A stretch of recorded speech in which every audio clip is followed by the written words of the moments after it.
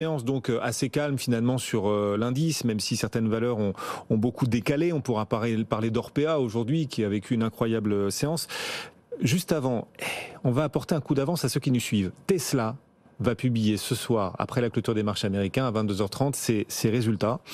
Et on a cette auditrice, elle s'appelle Armelle, elle nous demande s'il faut privilégier en bourse un groupe comme Tesla ou les constructeurs automobiles européens qui valent beaucoup moins cher et donc sont plus accessibles. Est-ce qu'on peut lui apporter une réponse à cette auditrice avant la publication ce soir donc de Tesla? Déjà, pour revenir sur la publication, elle devrait être de bonne facture, puisqu'on sait que les marges dans l'industrie sont plutôt sympathiques, avec les problématiques de production qu'on a un peu partout. Voilà, ce qu'on a eu sur Tesla, c'est qu'on a eu les chiffres de volume sur le T3, ils étaient un petit peu décevants. Bon, ils ont expliqué ça de manière assez simple sur des sujets de lignes de production et de logistique. Je ne vais pas rentrer dans les détails, mais en tout cas, ils ont une explication assez claire là-dessus. Et ils sont assez confiants sur une forte hausse des volumes sur le 4e trimestre, près de 50% par rapport au 3e trimestre en termes de voitures qui seraient livrées. Donc le résultat net, on attend autour de 3,2 milliards, donc x2, plus 100% par rapport à l'année dernière. Donc la dynamique est toujours là, c'est solide. Le groupe va annoncer aussi, devrait enfin livrer son camion, son premier camion électrique. Donc ça aussi c'est d'ici la fin de l'année, qu'on attend depuis quelques temps. Donc la dynamique est solide.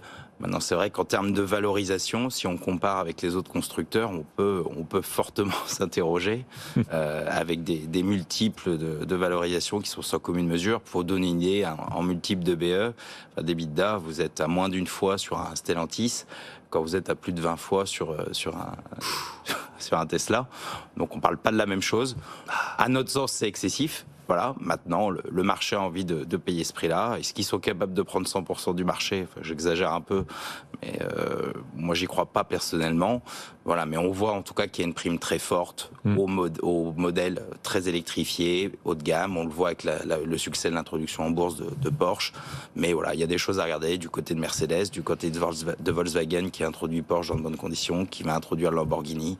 Voilà. Franck, du coup, est-ce qu'on privilégie, c'est la question de cette auditrice, est-ce qu'on privilégie Tesla même si c'est beaucoup plus cher ou est-ce qu'on privilégie plutôt les constructeurs européens quitte à investir dans le secteur auto?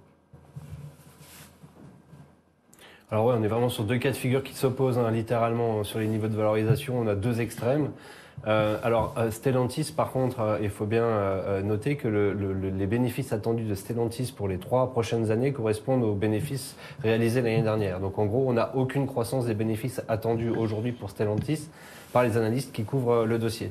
Alors qu'une société comme Tesla va publier ce soir son chiffre d'affaires pour le 3e trimestre. Il est attendu 60% au-dessus du chiffre d'affaires, du même chiffre d'affaires trimestriel il y a 1 an. Donc on est sur des taux de croissance vraiment très importants, avec une conquête, une prise de part de marché sur un marché porteur, en l'occurrence électrique, sur lequel ils font partie clairement des leaders, en tout cas des plus à la mode, alors que Stellantis, on tente un virage vers l'électrique, mais pour le moment il n'a pas été pris, en tout cas pas à sa juste valeur. Donc on a vraiment des différentiels très importants. Alors, entre les deux, s'il faut choisir, par principe, on choisira toujours la croissance chez Zone Bourse. Alors que c'est sûr que sur les niveaux de valorisation pour Stellantis, clairement aujourd'hui, on nous donne les actions. Sont comme offertes, puisque ça se paye 2-3 fois les résultats. C'est vraiment des niveaux de valo qui sont rarement observés. Donc le truc, c'est que cette situation peut durer, alors que pendant ce temps, le chiffre d'affaires de Tesla devrait, selon toute vraisemblance, continuer d'exploser. Donc par principe, nous, on serait plutôt un adepte de Tesla. D'ailleurs, on a investi dans BID cette nuit aux États-Unis. Enfin, en tout cas, on envisage clairement d'investir dans BID en Asie, pardon, non pas aux États-Unis.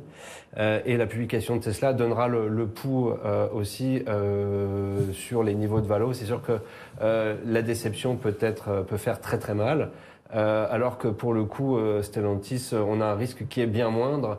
Donc le potentiel de Stellantis se ferait plus sur une revalorisation de l'action, partant du principe que les niveaux de valorisation sont trop faibles, plutôt que sur un développement du business. Entre les deux, nous, on a choisi Volkswagen. Voilà, Volkswagen et Tesla en misant sur la croissance. Tesla publiera ce soir après la clôture de Wall Street ses résultats, ce sera 22h30. Un autre